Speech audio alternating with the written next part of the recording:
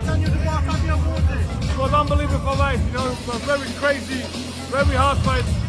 Yeah, I like it. How did you see the fight progressing? When Fabio hurt Daniel in the first round, did you think he was going to go on to win? Yeah, but you know, this is heavyweight boxing. You know, first of all, when I see the situation, I think crazy. Now Fabio will stop the fight early, but you know, you see the result. You see Fabio's face was bloody, it was a mess. How much heart and desire did they both show in there tonight? It was very hard for him. You know, I think today he did good. How's it for yourself? You spoke about you want world titles, you want the big names. The winner, you want Daniel Dubois. You heard what Frank said, you have a rematch, you know. But you know, I'm the number one of WBC. I faced first of all of the situation with Rico and Usyk. When after the situation comes out big news, maybe why not? I fight one the winner from the fight. Hell of a fight. I think the worst thing that happened was that knockdown in the first round. After that, Wardley was just looking for that right hand. No jabs, no defense, no left hook. Sorry, meat and chicken. You know what I mean? But it was a hell of a fight. He showed the heart of a champion, and I think there should be a rematch. Do you think that created that false sense of like the fight was kind of heading towards Fabio's favour, that first round knockdown then? When the knockdown happened, I was like, oh shit. But then in the third round, I was like, I don't know. And then once Dubois' jab started landing, I told the guy sitting next to me, it's over. I have to ask you, buddy, we saw moments where Don Charles seemed to be kind of slapping Daniel Dubois in the corner. Right. Training yourself now, what do you make of it? Wake him up. You know, calm down and you got knocked down. So what? Wake him up. And pure Fight of TV, drawn by trainer Don Charles here in Manchester. Don Thursday, congratulations. You did it with Daniel at Wembley, you've done it tonight in Manchester. How do you feel now as a trainer, as a coach, to have helped guide that young man to become world champion once again? Well, you know me, I praise the Almighty, the Most High. God is great, God is great, God is great. That was a magical, epic, memorable night. This will live with me forever. Let's just walk through the fight. That first round, that first 10 seconds when you saw Daniel drop, what went through your mind? I spoke to Buddy McGirt after. Buddy said it probably helped Daniel because it helped wake him up. Yeah, you know, this is heavyweight boxing. That can happen. When you got two big punches like that, that can happen. And yeah, he got up from it. The second round he boxed good. Third round he went heavy again. And that was definitely not the script. That's not how it's supposed from our side. But you know what? Now I can say this. Obviously, we stayed calm. We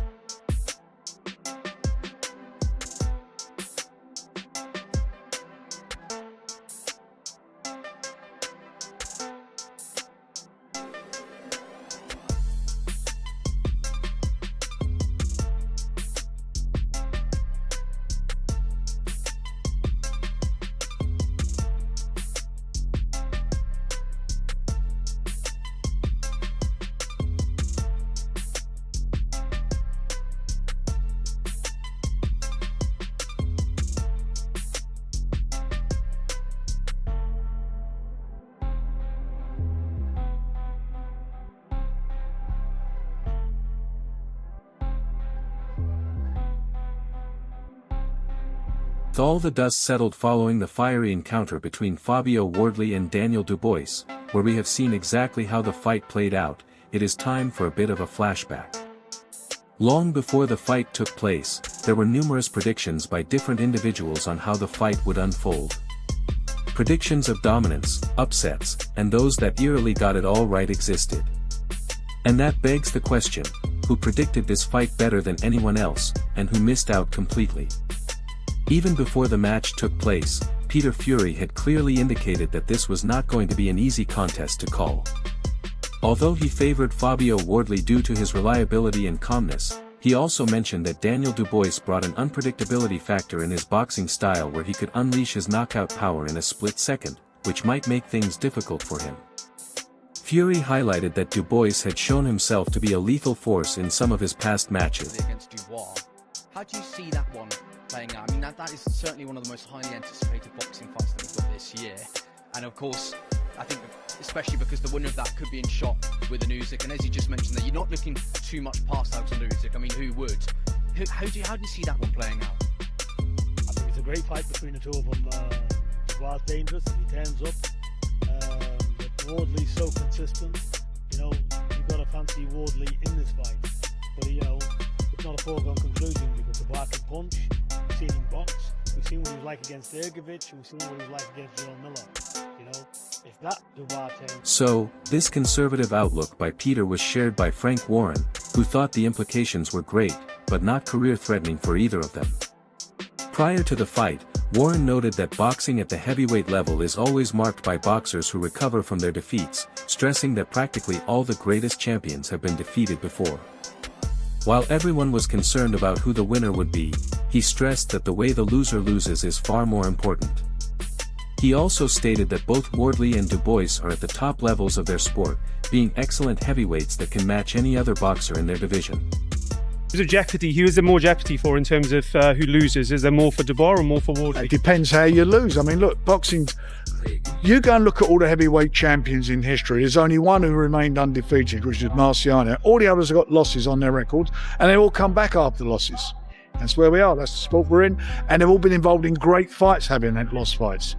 It's very finally from me as well. In terms of all the heavyweights that you've worked with over the previous years, how do you rate both men?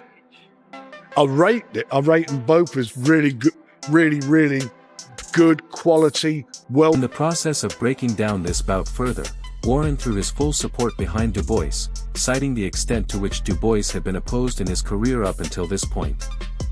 Warren noted that Dubois had only lost 2 times, one of them being from the problem with his eye, while the second was the loss to Usyk, who Warren referred to as the standout heavyweight of this generation. In addition to that, Warren pointed out that Dubois had come into this match with a lot of momentum coming off wins over some highly ranked opponents. You look at his resume, look at everybody he's fought. He's fought all the best fighters. He's done it, and he's lost to 2 men in that whole time in his career. One was a bad problem he had with his eye, and the other was against Usyk, who's the best of his generation. But look at him, he's on a roll. I think he beat 5 or 6 guys who are ranked in the top 10. And he's going straight in the deep end with a fight against a guy who never had an amateur fight, who's learned on the job and has done. In addition to the previously building excitement for the battle, Fraser Clark had believed that both athletes were going into the bout with immense confidence. According to Clark, despite his defeat to Usyk, Dubois did not appear mentally defeated and was still carrying the attitude of an aggressive contender in the heavyweight division. On the other hand, Clark pointed out that Wardley was an athlete riding on an unbelievable wave of confidence, with each performance improving his attitude even more. Furthermore, according to Clark, Wardley's win over Joe Parker was no less than achieving a world title, which made the bout even more anticipated. I think both fighters will go into it full of confidence as well. Even though Daniel Dubois is coming off that defeat to Usyk, I'm not sure it would affect him as much as it would affect other fighters. No, knowing him as a character.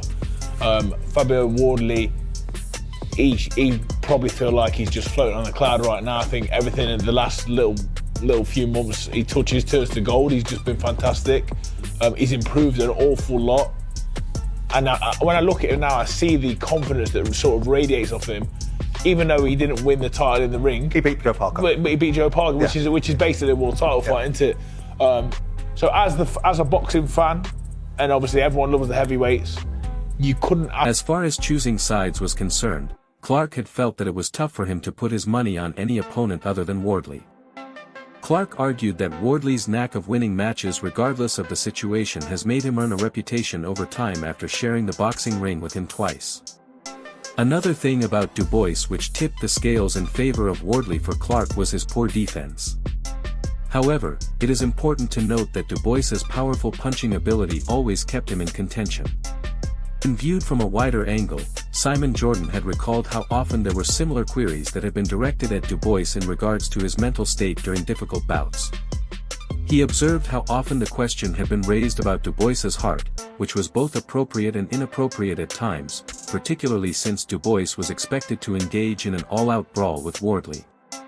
He reminded everyone of the time Dubois went up against Joe Joyce and said that the fight was mainly colored by Dubois's orbital fracture and what happened in his corner, and not because he quit. I think we're all in for a treat, because I don't know. Who are you leaning towards? I'm gonna say, after being in the ring with him twice, and obviously we know what happened, I really struggle to see past Fabio Wardley now, at the minute with anyone really, because he seems to find a way.